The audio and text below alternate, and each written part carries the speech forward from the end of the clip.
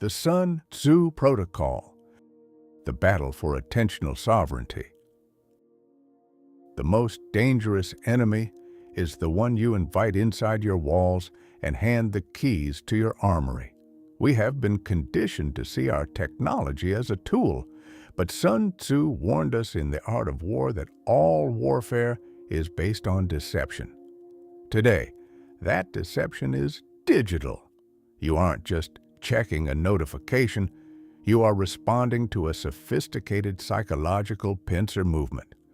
While you sleep, multi-billion-dollar algorithms, the most advanced predatory generals in human history, are preparing a war of attrition against your dopamine receptors. They don't want your land. They want your cognitive surplus.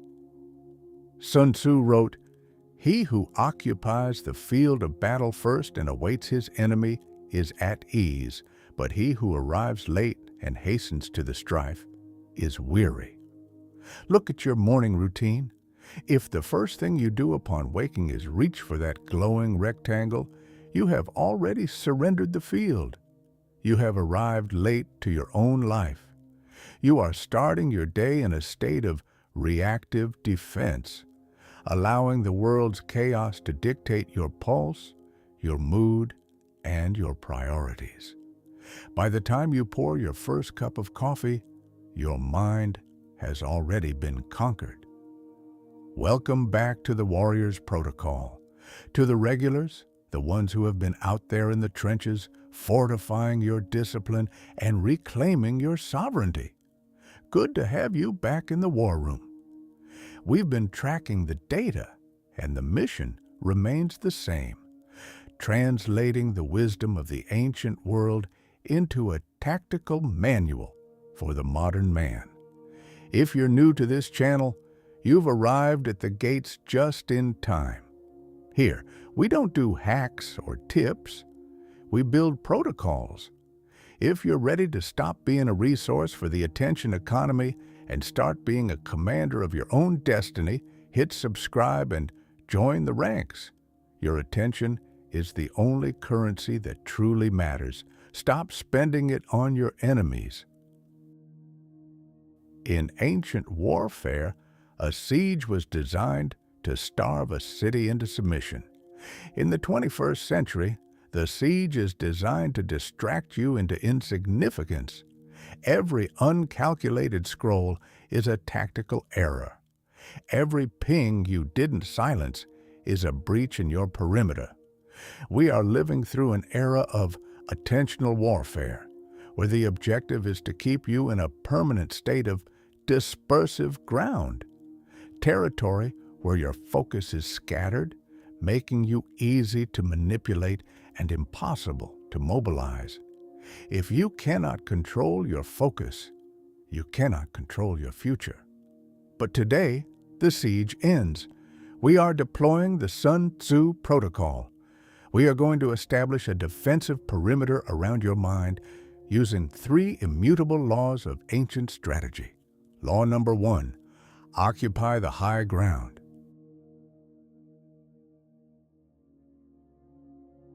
Sun Tzu wrote, "Fight only when you have the advantage of the high ground. Do not ascend to meet the enemy, and do not let him lure you down."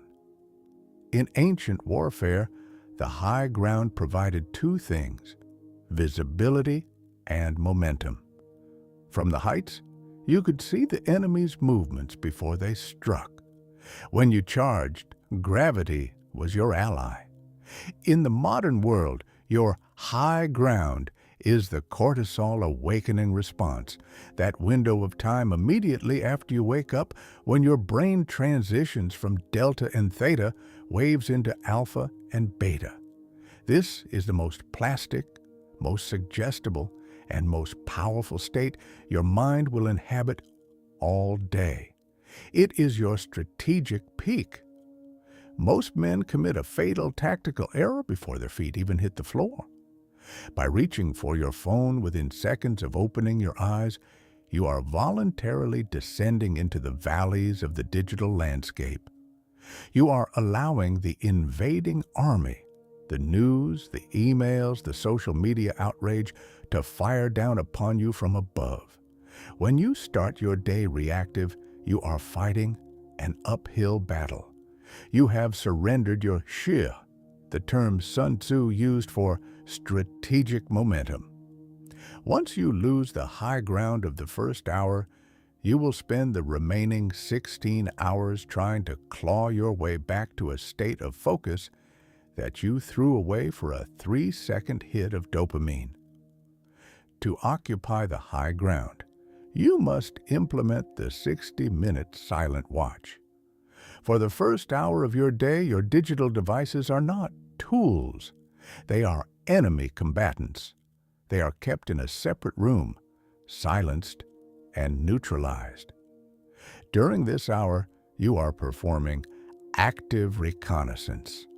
You are not consuming, you are clarifying. Identify the objective. What is the one fortress you must take today? Fortify the senses. Use sunlight, movement, or silence to calibrate your nervous system. The zero input rule. No podcasts, no music, no news. Pure silence is the armor of the warrior. If you can control the narrative of your mind for the first 60 minutes, you establish a defensive perimeter that is nearly impossible to breach. You aren't just starting your day, you are occupying the heights and forcing the world to come to you.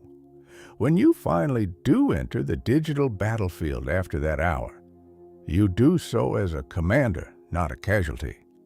You see the notifications for what they are, minor skirmishes, not life or death emergencies. You have the momentum, you have the visibility, you have the high ground. Law 2. Fortify the borderlands. Sun Tzu stated, "We are not fit to lead an army on the march unless we are familiar with the face of the country, its mountains and forests, its pitfalls and precipices, its marshes and swamps." In the digital age, your country is your immediate environment. Most men attempt to lead their lives toward greatness while remaining completely ignorant of the pitfalls and precipices they have built into their own workspace. They treat their desk as neutral ground, but in the war for your mind, there is no neutral ground. Your environment is either a fortress that protects your focus or a swamp that swallows it. When you sit down to work with your phone within your line of sight, you are marching your army into a confined ground. You believe you are in control, but neurobiology tells a different story. The mere presence effect, a psychological phenomenon confirmed by the University of Texas, proves that your cognitive capacity significantly drops the moment a smartphone enters your visual field. Even if the device is powered off, even if it is face down, a portion of your brain is constantly monitoring its proximity. This is a leak in your armory. You are burning through your provisions, your limited daily store of glucose and willpower, just to not check a notification. You are engaging in a battle of attrition against a phantom enemy, and you are losing your mental energy before the real work even begins. The 20-foot breach, Sun Tzu understood that distance is a defensive layer. If your phone is in your pocket, the cost of engagement is zero. You have no perimeter. By placing your device in another room, you create a physical buffer zone. To check a notification, you must now commit to a tactical movement, standing up, walking, and opening a door. This 20-foot breach provides the reaction time your prefrontal cortex needs to intercept the impulse. Digital camouflage. A warrior who cannot be seen cannot be targeted. Strip the bright uniforms from your apps. Switch your screen to grayscale. This neutralizes the variable reward system of red notification badges and vibrant icons designed to hijack your primitive visual sensors. You are making the swamp look less like a destination and more like the barren ground it truly is. The dead zone. Establish a zero-device perimeter in your sanctuary. Your bed and your desk are sacred ground. By strictly banning the invading force from these zones, you train your nervous system to remain in a state of high readiness or deep recovery, rather than constant, low-level vigilance. When you fortify the borderlands, you're no longer fighting your own impulses. You're letting the terrain fight for you. You have cleared the pitfalls from your path and established a command center where your focus can reach its maximum velocity. You don't need more willpower. You need a better map of the country.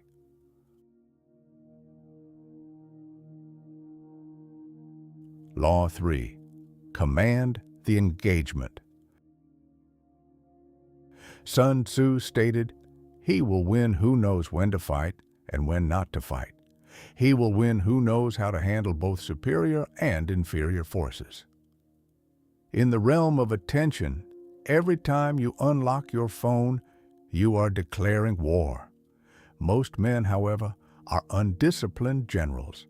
They fight every notification, every headline, and every social media debate as if it were a life or death struggle. By failing to distinguish between a minor skirmish and a major campaign, they exhaust their forces on inferior objectives, leaving them powerless when a superior opportunity for growth actually arrives. In tactical terms, modern multitasking is a war of attrition. Neuroscientists call this the cognitive switching penalty. Every time you deviate from your primary mission to check a quick text or a minor update, your brain must pay a tax in the form of attentional residue. A portion of your focus remains stuck on the previous task. If you switch between objectives 5 times in an hour, your effective IQ drops by 10 points. You aren't multitasking. You are effectively sabotaging your own command structure. You are a general who sends his troops to 5 different fronts at once, ensuring that none of them are actually won. To command the engagement, you must adopt the sortie mentality. In warfare, a sortie is a sudden deployment of troops from a defensive position to achieve a specific, singular objective before retreating back to safety. You must stop living on your phone and start raiding it. Define the objective. Before your thumb touches the screen, you must state the mission. I am sending the invoice, or I am checking the logistics for my training session. If you cannot name the objective, the engagement is a trap. Do not fight. The time-boxed strike. Sun Tzu warned that no country has ever benefited from prolonged warfare. Set a countdown. Give yourself 5 minutes for the task. The moment the clock expires, you must retreat from the digital field and return to the physical world. This prevents the skirmish creep that turns a 5-minute email into a 60-minute doom scroll. The rule of 5 essentials. Sun Tzu listed 5 essentials for victory, the most important being the spirit of the men. Your spirit is your mental energy.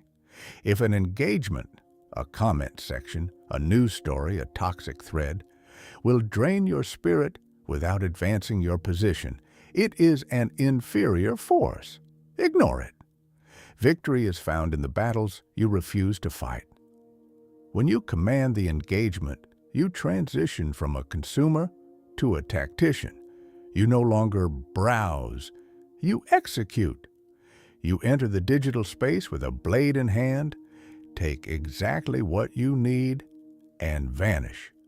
Before the algorithm can lock onto your position, you are the master of the strike, the commander of the moment, and the architect of your own victory. The map is now in your hands. You have the high ground of your morning, the fortified borderlands of your environment, and the tactical sortie of your digital engagements. These aren't just productivity tips. They are the defensive architecture of a sovereign mind. Sun Tzu reminded us that victory breeds victory. By winning the small, invisible battles against your phone, you are training your brain for the large, visible battles of your life. But a strategy is useless without execution. I want to see who is actually manning the walls. Report to the comments below. Which of these 3 laws is your weakest link, and what is your specific maneuver to fix it this week? If you found value in this briefing, share it with one man you know is struggling in the trenches. We don't grow by ourselves. We grow as a unit. And if you haven't yet, join the ranks of the Warriors Protocol by hitting subscribe. We are building a garrison of men who refuse to be distracted into insignificance. Remember, the world does not need more informed people. It needs more effective people. Stop being a resource for the algorithms and start being the commander of your own attention. The siege is over. The counterattack begins now. Stay silent, stay wary, stay dangerous. I'll see you on the next mission.